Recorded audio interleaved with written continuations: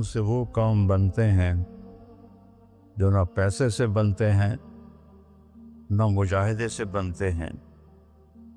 مجھے پتہ نہیں کہ اللہ نے یہ سارا نظام میرے ساتھ کیوں چلایا، کیسے چلایا۔ یہ ایک واقعہ کی طرف میرا ذہن جاتا تھا۔ سردی شدید تھی اور ایونٹ سنسان ہوتا تھا۔ باہر بازار میں 2 ہوٹل تھے، ایک چائے کی دکان تھی۔ میں برآمدے میں کھڑا تھا تو میرے استاد صاحب رحمۃ اللہ علیہ مولانا عبدالرحمن، انہوں نے کروٹ بدلی کیا۔ تو ان کے قریب دوسرے استاد لیٹے ہوئے تھے، مولوی احمد بٹلہ صاحب۔ کہنے کہ مولانا کیا ہوا؟ کہنے کہ سر میں بہت درد ہے۔ بس یہ سننا تھا کہ میں اوپر گیلری میں میرا بستر تھا اور وہ اتنی سختی تھی گورنمنٹ میں کہ یہ جو گھڑی باندھنا بھی وہ کیا تھا، خلاف قانون تھا، اور تھرمس رکھنا بھی خلاف قانون تھا۔ مجاہدہ ٹھنڈی چاہ پیو۔ تو 2 لڑکوں نے تھرموس چوری رکھا ہوا تھا، وہ میں ایک کو میں نے جا اٹھایا۔ میں نے کوئی تھرموس کے تھے، کہتا وہ پڑا ہوا ہے، وہ پڑا۔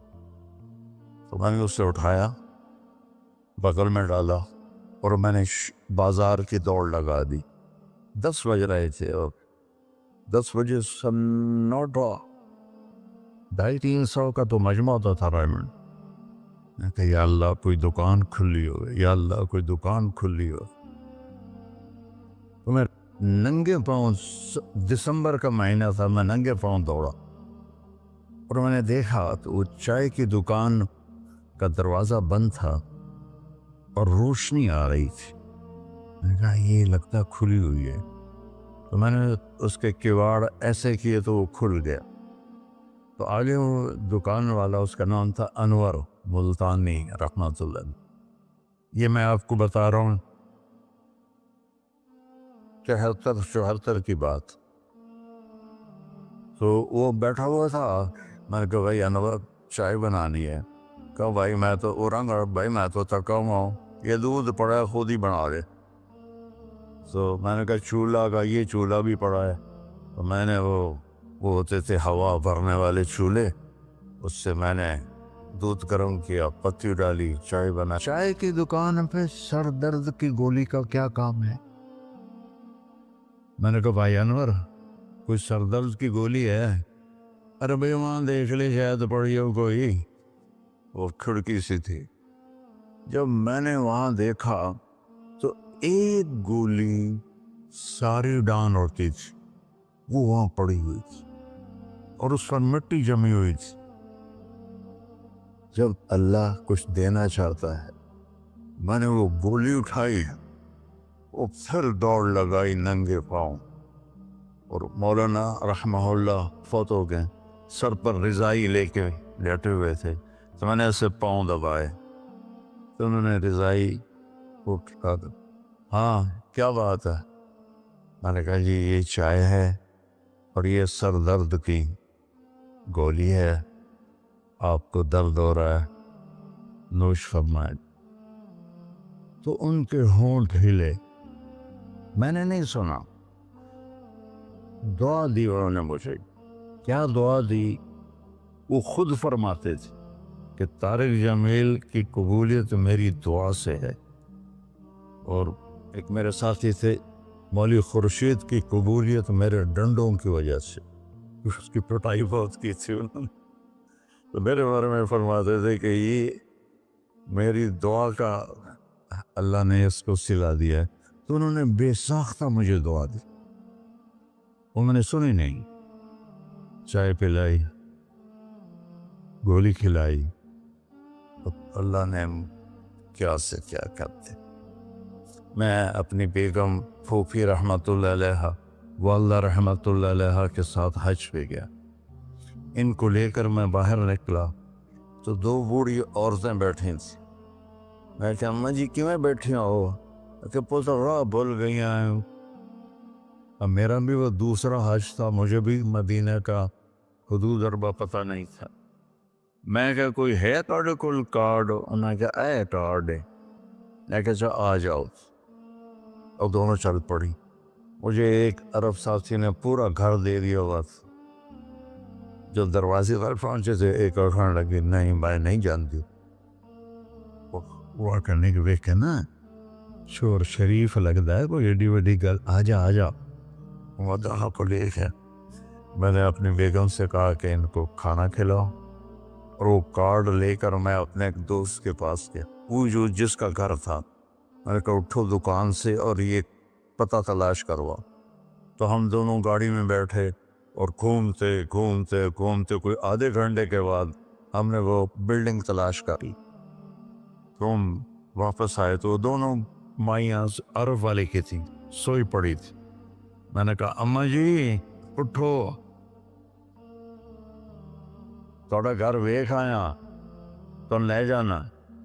تو ان میں سے ایک دم اے بیٹا تینوں رب اپنے سونے دیا زیارتاں کرائی رکھے.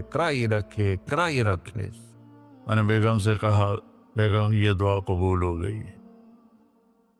90 سے لے کر آج تک بلا ناغہ میرے رب نے مجھے اپنے گھر بلایا. ایک 94 کا حج نہیں ہوا کہ وہ میری انگلینڈ تشکیل ہو گئی تو میں وہاں چلا گیا. پے در پے حج عمرہ حج عمرہ حج عمرہ حج عمرہ. یہ 3 سال کووڈ کے جو آئے تھے نا وہ ناغہ ہے. تو میں ہمیشہ کہتا تھا کہ اماں دی دعا. اب ایک مزیدار قصہ سنا کے پھر نماز پڑھنی. میں طواف کر رہا تھا تو میری نظر پڑی جواد وسیم پر. وہ مقام ابراہیم پر نفل پڑھ کے نا بیٹھ کے دعا مانگ رہا تھا. تو میں وہاں کھڑا ہو گیا. میرے ساتھی نے کہا طواف پورا کرنا بھی ہے. میں کہا پتہ نہیں اٹھ کے کتنے چلا جاوے, لہٰذا میں اس کے سامنے ایسے منہ کر کے کھڑا ہو گیا. وہ ایسے دعا مانگ رہا تھا. مانگتے اس نے جب اوپر نظر اٹھائی تو مجھے دیکھا تو اس نے ایسے بھی نہیں کیا, اتنے ہی ہاتھ چھڑے دوڑ کے میرے پاس آیا. کہنے لگا مولانا تمہیں پتہ نا کی دعا کر رہے اس؟ میں کہا میں کوئی نجومیہ جو انہوں پتہ لگے ہوئے. کہنے لگا میں یہ دعا کر رہا, یا اللہ مولی طارق جمیل کو اماں کی دعا لگی ہوئی ہے, وہ ضرور آیا ہوگا حج پر, وہ جہاں بھی ہے مجھے ملا دیا. کہ یہ میرے الفاظ ختم ہوئے تو تو سامنے کھڑا تھا. تو اس میں آپ کو دعائیں ملیں گی بڑی زبردست. اللہ اپنے فرائض پورے کرو, نماز میں اتنا نہ ہو, کسی کے لیے دل میں نفرت نہ رکھو, آپس میں اگر صحیح چلنا ہے تو ایک دوسرے کی غیبت نہ کرو, برائی نہ کرو, تو پھر انشاءاللہ نسلوں تک اللہ ہمارا یہ کام چلے گا. میں روزانہ مانگتا ہوں یا اللہ اس کو صدیوں پر لے جا. یہ نہیں کہ میں چلا جاؤں تو کام ختم ہو جائے. یا اللہ اس کو صدیوں پر لے جا, تیرے لیے کیا مشکل.